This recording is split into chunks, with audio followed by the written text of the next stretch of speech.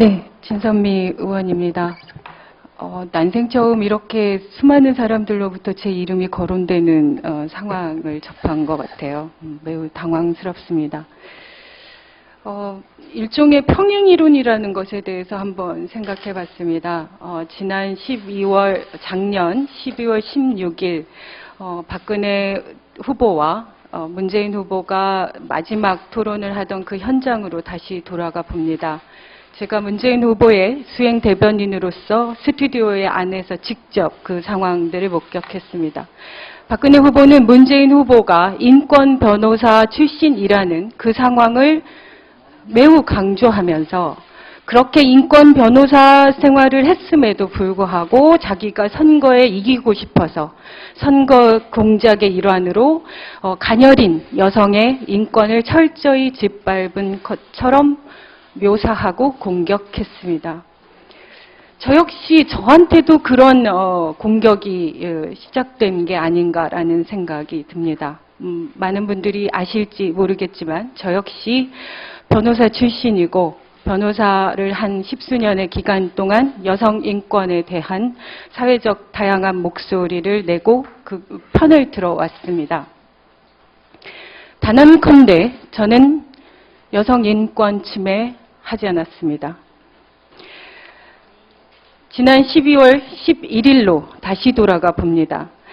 그 자리에서는 제가 그 현장에 가게 된 것은 10시 30분경입니다. 우리 보좌관의 연락을 받고 우리 집이 마침 반포입니다.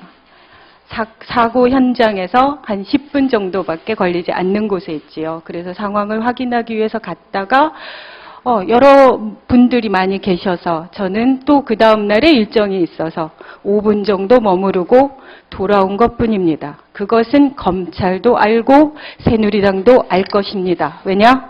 부인할 수 없는 증거가 있죠. 그 당해 건물의 엘리베이터 CCTV 모든 사건의 주요 증거겠죠. 그 안에 이미 제가 머무른 시간은 다 나와 있습니다. 그래서 실제로 경찰에서 조사가 어느 정도 진행이 돼서 무혐의 불기소 처분의 의견으로 올라간 걸로 알고 있습니다. 다만 새누리당이 여전히 끝없이 수개월 동안 그것이 문제다라고 고소를 취하해 주기를 요구했으나 그것을 전혀 응하지 않고 7개월 내내 뭉개고 지금까지 버티고 있었던 이유가 지금 드러나고 있다고 생각합니다. 실제로 가사, 모든 걸 다 동의할 수 없지만 가사 동의하는 부분이 지난 7월 10일에 권성동 간사가 끊임없이 우리의 재척을 요구하면서 검찰에서 소환할 것이다 라고 얘기한 바 있습니다. 그것은 그만큼 이 사건에 대해서 본인들이 유지할 수 있는 유일한 방어 논리라고 생각하고 그것을 유지하기 위해서 검찰들을 계속 압력해 온 것의 반증이라고 저는 생각합니다.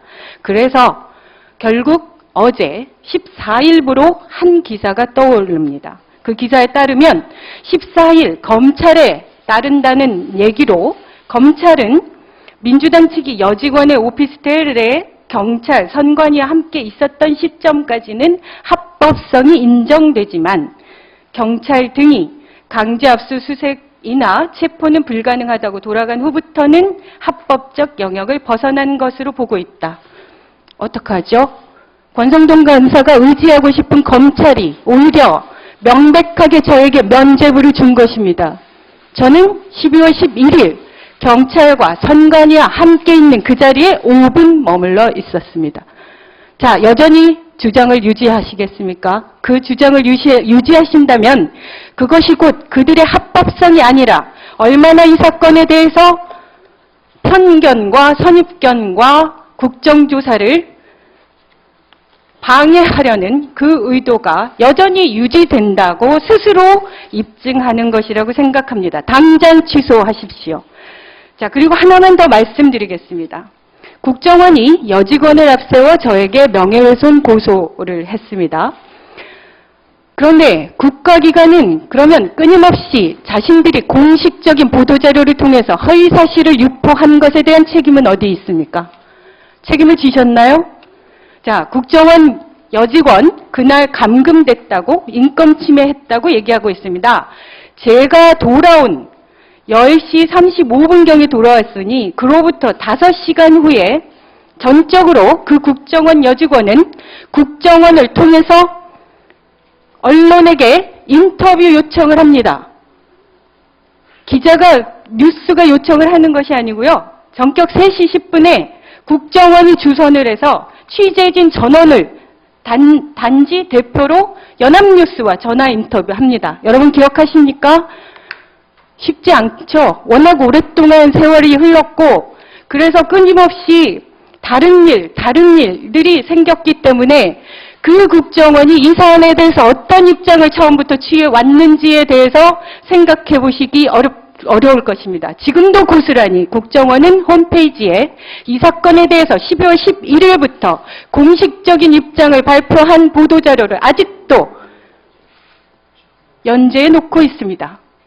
그 허위사실 유포에 대한 책임은 누구에게 집니까? 누가 집니까? 졌습니까? 자, 국정원 여직원 그 당시 인권 침해로 몹시 고통스러웠을 그 국정원 여직원이 인터뷰한 내용 제가 상기시켜 드리겠습니다.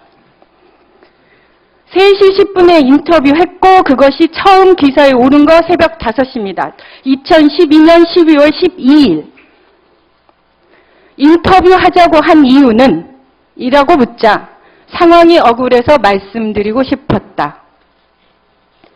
대선 관련해 SNS 이용해봤나? 아까도 말씀드렸듯이 정치적 중립을 지키고 있고 대선 관련된 댓글 남겨본 적 없다. 이것이 새누리당이 얘기하는 민주당 의원들에게 불법적으로 감금되고 있어서 정신적 고통을 호소했다는 국정원 직원이 12월 12일 새벽 이렇게 너무나 말짱한 정신으로 노골적으로 자신의 범죄를 부인하고 있습니다. 과연 그 당시에 민주당 의원들이 그리고 민주당 당원들이 그리고 일반인들이 그리고 기자들이 그 자리를 지키지 않았으면 이 사건이 여기까지 왔겠습니까? 재척사유라고 말씀하셨죠. 그 재척사유라는 것은 공정한 조사를 하지 못하는 이유죠. 거기에 더 중요한 사유가 뭡니까? 이 사건에 대해서 끊임없이 편견과 선입견을 보이는 경우입니다. 새누리당 모든 의원들은 제가 이 사건에 관심을 가진 2012년 12월 12일 이후부터 지금까지 단 한 번도 이 사건에 대한 진상조사에 대해서 기여한 거 있습니까? 국정원에서 부인한 거 밝혀본 적 있습니까? 끊임없이 상임위 활동 때마다 경찰을 편들고 국정원을 편들고 그 당시 국정원 여직원이 스스로 현장에서 자기를 잠금하고 증거를 인폐하면서 만들어낸 현행범 체포를 면하기 위해서 만들어낸 궁박한 논리를 새누리당이 고스란히 게다가 한술 더 떠서 민주당 11명의 무고한 의원들을 고소한 것입니다. 그것은 공범에 버금가는 증거 은폐 행위에 동조하는 것이죠. 지금 상황이 이 정도로 밝혀져서 수많은 국민들을 자신들의 영역에서 내몰아서 밖으로 내몰고 시국선언을 하고 정치인으로서 부끄럽게 고등학생들이 시국선언을 하게 만들면서 아직도 부끄러운 그 주장을 여전히 유지하고 무고한 상대방 야당 의원들에게 재척수요라는 그런 사유를 부과하며 국민들의 염원인 국정조사를 거부하고 있습니다.